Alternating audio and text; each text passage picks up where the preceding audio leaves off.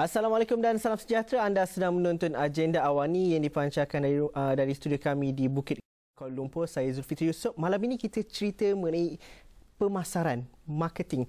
Bagaimana kita memasarkan idea bukan saja untuk bisnes, tapi hari ini kita bercerita memasarkan politik, pemasaran politik, bagaimana idea, bagaimana untuk pilihan raya akan datang, ahli-ahli politik perlu bijak dan juga perlu tahu untuk mengawal bagaimana pengantaran idea dan juga komunikasi kepada rakyat dengan menggunakan bentuk platform yang baru tak baru, dengan menggunakan media sosial. Jadi saudara Norizan Sharif, penganalisis politik bersama saya dalam Agenda Awani pada malam ini untuk bercerita lebih lanjut. Bidang ini adalah antara forte dan juga perkara yang sering kali saudara Norizan perkatakan juga melalui Twitter dan juga Facebooknya ataupun tulisannya sendiri. Dan kalau kita mengambil, apabila kita berkata mengenai memasarkan pemikiran politik, memasarkan idea-idea politik melalui media baru ini, itu cerita bukan cerita baru lagi dah. Itu cerita yang dah diceritakan daripada 2008, 2009 dan sebagainya. Akan tapi kalau kita mengambil jangka masa sebulan dua ini menuju ke PRU ke-13 yang kita masih lagi menunggu tarikhnya, tapi dikatakan tidak jauh lagi, strategi yang perlu dilakukan oleh parti politik, bagi ahli politik dalam tempoh terdekat ini. Kerana ini bukan lagi masa untuk membuka akaun Facebook, akaun Twitter. Sewajarnya ahli politik itu sudah mempunyainya sendiri dan sudah pun engage dengan masyarakat di luar sana. Perlunya satu pasukan yang mungkin lebih komprehensif yang dapat memikirkan strategi yang lebih rapi daripada atas hingga ke bawah supaya persepsi itu dibentuk dan akhirnya dapat sampai kepada masyarakat menjelang PRU ke-13 nanti. Bagaimana? Ya. Saya tertarik apabila Saudara Zul gunakan istilah pemasaran politik. Itu ada dua perkataan. Yang pertama, politik. Politik itu apa? Kadang-kadang ramai orang dia tenggelam, dia tak pasti pada politik itu. Politik kalau kita lihat dari segi konteks pemasaran, lebih kepada memasarkan idea, memasarkan harapan, memasarkan masa depan. Kalau kita bercakap soal itu, kita bukan bercakap soal governance dan sebagainya, kita bercakap pemasaran pada malam ini. Seseorang itu ada produk dan produknya itu apa? Idea. Seseorang itu ada image, seseorang itu ada kandidat, seseorang itu ada manifesto. Dan kesemua ini bagaimana nak dipasarkan. Dan saya fikir itu yang kita nak bicarakan pada hari ini. Sebab itu kalau kita lihat, kalau kita bercakap dalam konteks pemasaran, satu perkara yang menarik, Presiden Amerika Syarikat Obama dan Mitt Romney, setiap seorang dalam pilihan raya 2012 hari itu membelanjakan tidak kurang daripada 1 bilion US dalam masa 11 bulan untuk pemasaran politik ini. Dan saya tak fikir banyak syarikat yang mampu berbelanja sebanyak itu dalam masa 1 tahun. Ini nak menunjukkan bahawa pemasaran politik ini adalah merupakan sesuatu yang kita katakan sebagai sesuatu yang sophisticated, sebagai sesuatu yang bukan lagi setakat nak buat akaun Twitter, pekat masuk tweet tengah malam, oleh itu saya engage dengan masyarakat. Sebab itu istilah yang digunakan juga, saya tertarik tadi, kita bukan bercakap lagi bagaimana menggunakan Facebook ataupun menggunakan Twitter itu. Kita sudah melepasi isu itu. Isunya sekarang ialah bagaimana kita membentuk strategi. Bagaimana kita menggunakan media masa ini, media sosial ini. Saya tak suka menggunakan perkataan media baru. Kerana dah lama dah. Ya. Walaupun ada perisian-perisian yang baru, tetapi media itu sendiri bukan sesuatu yang baru lagi. So jadi saya menggunakan istilah media sosial itu. Bagaimana seseorang calon ataupun seseorang aktivis parti itu menggunakan media untuk membentuk sesuatu image yang hendak dijual kepada masyarakat, ini dipasarkan kepada masyarakat itu. Dan saya fikir ini yang harus kita bincangkan pada malam ini. Saya tertarik kerana saudara Nizam sudah pasti ataupun kebanyakan daripada kita sudah pasti mengambil contoh pilihan raya Presiden 2012 itu sebagai satu contoh bila pemasaran politik dan juga media baru digunakan, media sosial digunakan di situ. Dan itu adalah satu contoh yang sering kali digunakan pakai. Amerika Syarikat dalam satu kes ianya telah terbentuk dengan sedemikian rupa. Dan Malaysia memiliki satu persekitaran yang lebih menarik kalau dibincangkan di sini.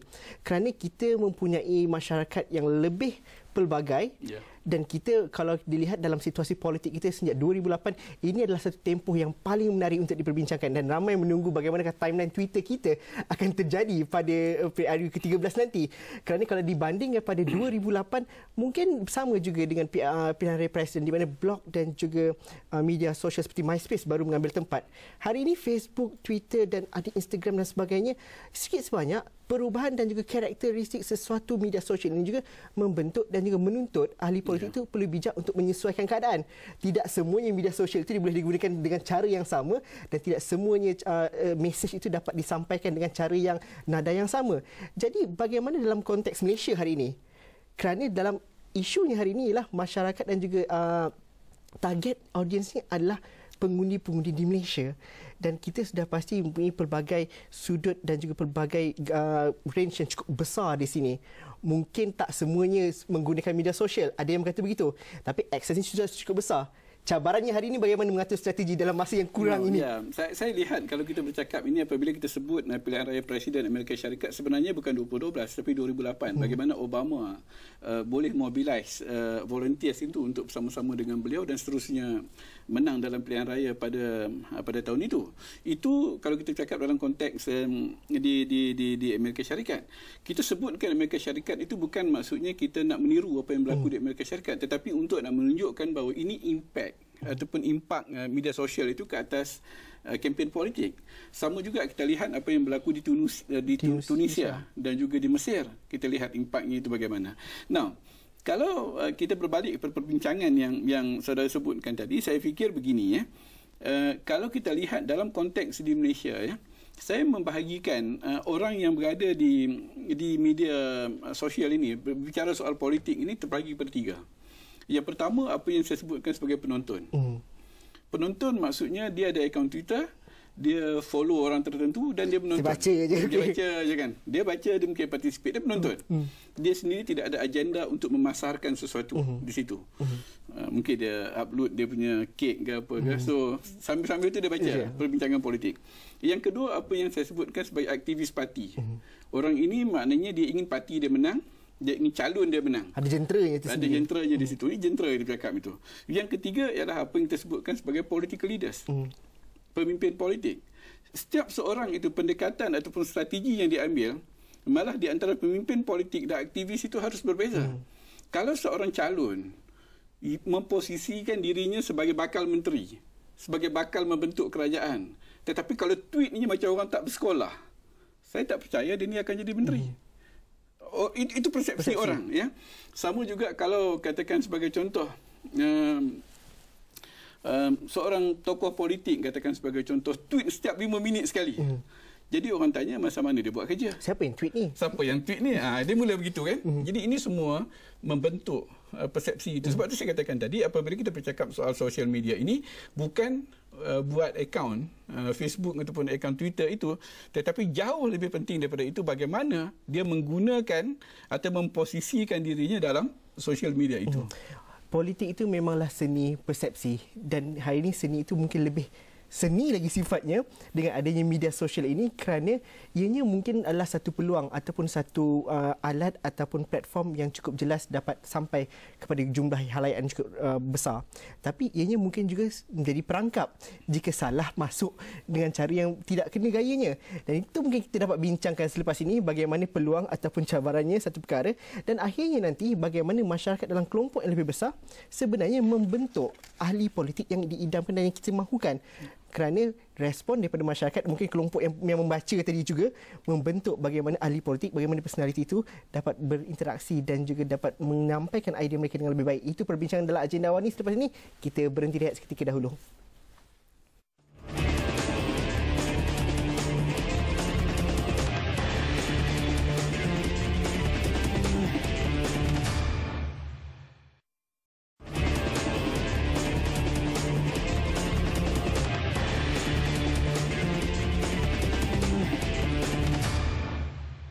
Berjumpa kita dalam agenda awal ini, pemasaran idea pemasaran politik atas talian menjadi tajuk kami pada malam ini. Saudara Norizan masih lagi bersama kita.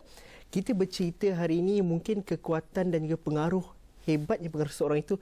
Ada yang mengambil kira berapa ramaikah followersnya, berapa ramaikah kekuatan orang di belakangnya, dan jumlah followers, jumlah likes dan sebagainya dilihat bukan sahaja di Malaysia, tapi saya rasa itu diambil kira di Amerika Syarikat. Bagaimana itu menjadi skala pengukur kekuatan strategi kempen di media sosial diambil kira. kalau di Amerika Syarikat, dan di Malaysia pun sikit sebanyak kita melihat ke situ. Tapi akhirnya nanti kalau kita mengambil daripada segi partisipasi rakyat, partisipasi bagaimana ahli politik itu memberi respon kepada mereka yang menjadi followers, akhirnya nanti saya mungkin akan tanya bagaimana masyarakat juga dapat membentuk ahli politik itu untuk memberikan gambaran dan persepsi yang lebih baik. Dan ini kalau saya jadi rakyat, ini cara saya untuk mencabar mereka untuk memberikan persepsi apa yang saya mahukan. Ketulusan hari ini mungkin dilihat daripada segi berapa, mungkin ramai mengingat ketulusan dalam politik, berapa dana dan sebagainya. Tapi ketulusan di media sosial juga dapat digambarkan juga dengan sedemikian rupa, dengan semudah itu. Pandangan Nurizon bagaimana? Ya, saya beginilah. Saya rasa kalau kita ambil kira like ataupun follower saja kan, saya rasa itu superficial lah. Dan bagi saya, kalau pemimpin politik itu beli pengikut pun boleh beli di Twitter kan. Dan saya fikir itu it tells a lot about dia punya integriti lah. Ataupun integriti seseorang tu. Maknanya kalau dia sanggup berbohong dengan bilangan followersnya, dan apakah kita boleh mengharapkan ataupun memberikan amanah kepimpinan kepada beliau. Itu yang pertama. Tetapi saya fikir kalau saya sentuh sedikit lagi, kalau kita bercakap soal mengukur itu, saya fikir kita harus jauh lebih daripada sekadar followers. Tetapi melihat impak. Umpamanya apabila sesuatu tweet itu kita tweet, berapa ramai orang retweet, berapa ramai orang discuss, engagement yang berlaku dengan tweet tersebut. So jadi kalau setakat kita masuk ucap selamat pagi saja, dia tak ada kesan.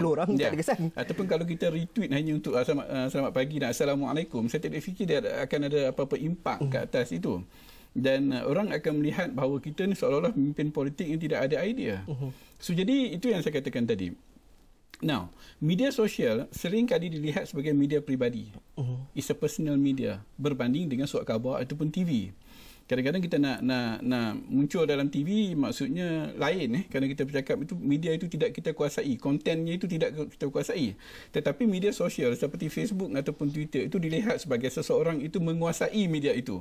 Dan sewajarnya dipersembahkan dengan cara begitu. Ya, sewajarnya. Sebab itu, apabila dia menguasai media itu, dia bertanggungjawab kepada imej yang dibentuk. Kalau saya dalam Esru Awani hari ini, saya buat blunder, saya bercakap begitu. Kadang-kadang ikut di kamera, ikut di sound dan sebagainya, mikrofon dan sebagainya. Tetapi kalau di media sosial, Twitter, Facebook, saya 100% bertanggungjawab. Saya tak boleh salahkan siapa-siapa. Sebab itu saya katakan bahawa dalam media sosial ini, dia boleh mengukuhkan imej seseorang itu, sama ada orang mungkin menganggap dia sebagai seorang yang intelektual, tetapi apabila dia engage, orang lihat dia sebagai intelek. Satu. Ataupun orang kata dia ni memang tak cerdik, dia masuk dalam Twitter, dia hanya mengukuhkan imej kebodohannya itu dalam Twitter.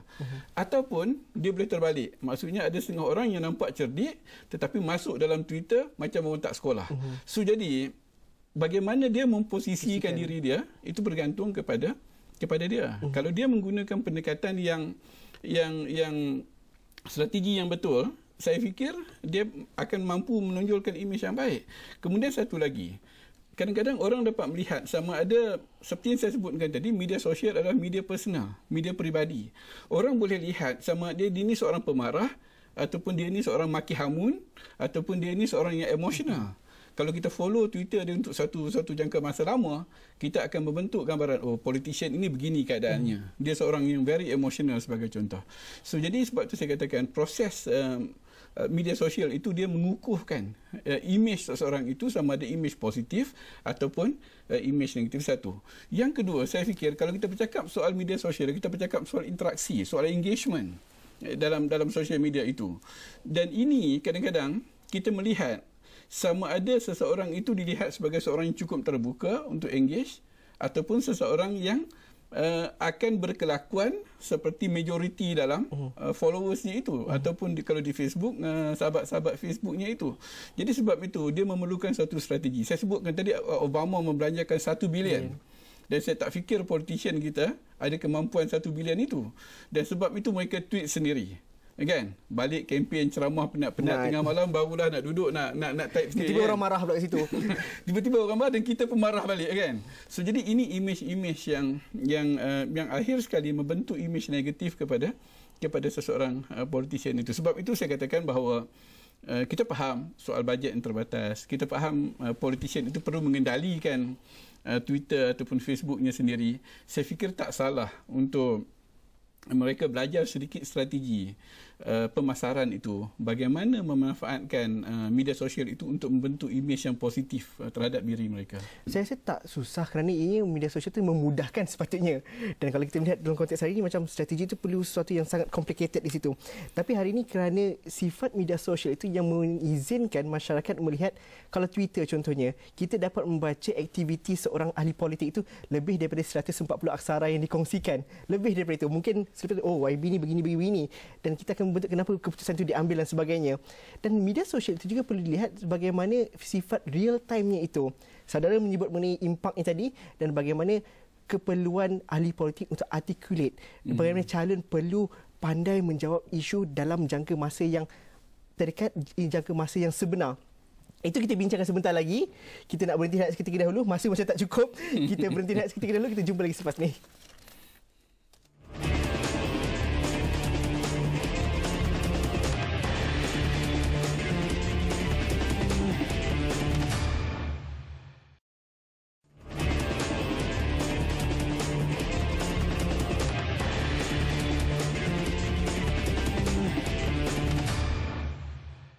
Okey, betul kita di blok terakhir agenda awal ni, Saudara Nurrizan. Kalau kita bercerita mengenai partisipasi masyarakat, kerana itu yang berlaku pada hari ini, kita masyarakat Malaysia kalau dilihat kepada pengguna Facebook ni, kita antara yang tertinggi, juga pengguna Twitter pun kita antara paling aktif dan memberikan impak perbualan di Twitter kalau isu politik sehinggalah isu yang semasa, kita memberikan impak dan respon yang cukup memberangsakan juga di Twitter. Dan satu hal, partisipasi itu ada, tapi bagaimana kita mengukur partisipasi itu dapat diterjemahkan kepada literasi politik yang lebih besar. Kerana akhirnya nanti kita mahu masyarakat kita yang berbicara itu bukan sekadar troll saja, tapi dia tahu bahawa apa yang dicakap itu memberi manfaat dan memberi impak yang lebih meluas kepada masyarakat akhirnya nanti. Ya, kalau saudara cakap soal kita paling banyak dekat Twitter, kita paling ramai di Facebook, saya fikir itu dia tidak equivalence kepada impak. Saya rasa itu harus kita bezakan. Ramai tidak semestinya memberikan impak yang baik. Sebab itu dalam media sosial saya selalu katakan bahawa less is more, you know. Meaning that kadang-kadang kita perlu kurang bercakap di Twitter. Kalau dah bercakap banyak sangat, orang dah tahu apa yang kita nak bercakap. Tak buka mulut pun orang dah tahu apa kita nak bercakap. Oh, dia nak cakap ni. Okay. Tengok tweet dia, tengok nama pun kita tahu dah apa dia nak bercakap. So jadi saya rasa kadang-kadang itu juga adalah merupakan perkara-perkara yang harus kita kendalikan di media sosial itu. Saya sebutkan selalunya, orang yang menggunakan media sosial ni dia ada 4 cara lah macam mana dia gunakan. Yang pertama yang kita sebutkan sebagai pasif. Pasif ni senang nak kenal. Pergi ke biodata dia, kita akan lihat dia follow ramai orang, tapi orang tak follow dia. Kerana dia bukan nak tweet, dia masuk dia nak baca. This is pasif. Pengguna kan. Yang kedua, apa yang saya sebutkan sebagai semi-aktif. Semi-aktif ini, dia tak banyak tweet, tetapi dia akan respons kepada apa yang orang tweet. Ya, ini pun ramai followers dia, ramai apa yang dia follow, tetapi tak ramai yang follow dia. Yang ketiga, apa yang saya sebutkan sebagai aktif. Aktif ini ialah orang yang tweet konten, tweet isi. Ya, dan dia pun akan komen, itu aktif. Dan yang keempat ini yang saya sebutkan sebagai hyperaktif. Hyperaktif macam budak naik atas meja, naik atas kerusi semua kan. So jadi dia akan tweet setiap 2 minit sekali. Dia sakit kepala dia tweet, nak hujan pun dia tweet. Lepas tu dia bercampur dengan politik sepanjang-panjang masa. This is hyperaktif. Sebab itu, kalau kita bercakap dalam konteks pemasaran politik, kita harus mengambil pendekatan yang betul. Adakah kita nak masuk pada tahap semi-aktif? Adakah kita nak masuk pada tahap aktif? Dan seorang politician yang baik pada saya tidak harus jadi hyperaktif. Kita cuba menyentuh ramai orang, tetapi sentuhan kita itu tidak mempunyai makna apa-apa. There is no impact at all. So, jadi ini antara perkara-perkara yang harus kita lihat. Now, berbalik kepada apa yang Saudara Zul sebutkan tadi juga, saya nak sebutkan bahawa ada satu kajian yang mengatakan bahawa penggunaan media sosial dia tidak ada kaitan langsung ataupun secara langsung dengan aktifnya seseorang dalam partisipasi politik itu. Ada orang dan ada beberapa kajian juga yang menyebutkan bahawa media sosial ini dia tidak menggalakkan partisipasi politik. Tidak ada kaitan langsung dengan partisipasi politik. Dia hanya mengukuhkan orang yang memang berpolitik sebelum itu. Kalau orang tu dia minat bola, dia tak minat politik, dia tak akan tweet pasal politik. dia akan bercakap pasal bola, dia akan bercakap pasal Manchester United, dia akan bercakap pasal FAM. Ya. Bila orang lain tu resign, dia suruh orang ni resign, tapi dia tidak bercakap dalam konteks politik itu. Jadi sebab itu, ini antara perkara-perkara yang harus kita fahami dalam kita mendekati media sosial. Saya lihat, balik pada soalan tadi, apa yang boleh kita lakukan dalam jangka masa terdekat? Saya cakap mudah aja, nasi dah jadi bubur. Kerana pilihan raya berlaku bila-bila masa boleh berlaku, dan kalau seorang ahli politik itu dilihat sebagai seorang yang tak cerdik selama ini, saya tak fikir dia akan mampu menjadikan dirinya cerdik dalam masa 1 bulan ini. Jadi sebab itu saya mengatakan bahawa media sosial ini, ada orang kata kita nak berpolitik mesti masuk dalam media sosial. Kadang-kadang tak masuk dalam media sosial lebih bagus. Kalau dengan masuk itu menjadikan image negatif dia. Okey, kalau dalam jangka masa pendek ini, bagaimana kita dapat meramal interaksi keduanya daripada ahli politik yang mungkin sudah nasinya belum jadi bubur lagi lah, masih lagi menanak nasi dan sebagainya, mungkin menjaga persepsi dan juga mengawal image ni, itu satu perkara. Dan bagaimana dalam masa dalam masa PRU ni nanti, kempen dan juga interaksi masyarakat, adakah kita, bagaimana saudara Nobisha sebagai yang memantau arena politik dan juga memantau masyarakat, bagaimana akhirnya akan jadi dalam PRU nanti? Beginilah, saya selalu membandingkan ahli parlimen kita dengan anggota House of Representatives ataupun Senate di Amerika Syarikat. Tengok macam mana dia orang tweet dan bagaimana ahli parlimen kita tweet. Saya rasa kalau kita nak bercakap, nak jadi politik the so-called kelas pertama, apa semua istilah yang digunakan itu, saya fikir kita jauh. Ahli parlimen kita, saya fikir cara mereka tweet dan sebagainya belum sampai ke tahap itu. Dan nak menjawab soalan saudara, saya mengatakan bahawa kebimbangan saya ialah apabila kita masuk ke dalam pilihan raya umum yang ke-13, kempen bermula, nanti keadaan menjadi lebih tegang, terutama sekali pada saat-saat akhir.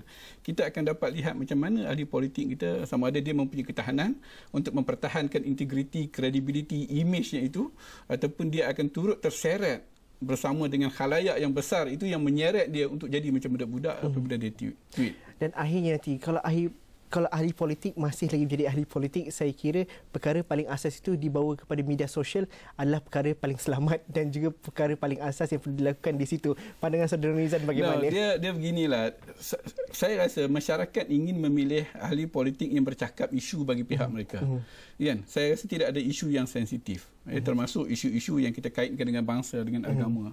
Saya fikir sudah mula dibincangkan dalam masyarakat, sama ada secara positif atau secara negatif. Dan saya, kalau secara pribadi, saya ingin melihat ahli politik berbicara isu-isu ini. Tetapi mereka harus memandu masyarakat dalam perbicaraan isu tersebut. Tidak dalam bentuk yang maksudnya mereka terheret untuk turut sama dalam berbicara secara picisan isu-isu sedemikian. Dan ini masih mereka boleh lakukan kalau saya fikir dalam masa 1 atau 2 bulan itu. Dan kalau mereka tweet dengan ataupun dalam Facebook itu dengan secara istiqamah itu, saya fikir mungkin mereka sikit sebanyak boleh membentuk image baru ahli politik menjelang pilihan raya ini. Dan saya fikir kalau kita bercerita mengenai ahli politik itu, ianya merangkumi kerangka yang lebih besar daripada Facebook dan juga Twitter itu sendiri. Kerana yang diberikan perkhidmatannya bukan sekadar followers dan juga jumlah like itu, tapi jumlah rakyat yang lebih besar di luar sana. Saya pasti saudara Nurrizan akan teruskan perbahasan ini di Facebook dan juga Twitternya sendiri. Jika anda juga berminat, teruskan bersama kami di Facebook dan juga Twitter Astro Awani, ataupun anda boleh terus ke astroawani.com untuk mengikuti perkembangan terkini di web dan juga di mobile. Sekian sahaja agenda Awani untuk malam ini. Kita berjumpa lagi malam esok. Assalamualaikum dan salam sejahtera. Terima kasih banyak, Nurrizan. Thank you.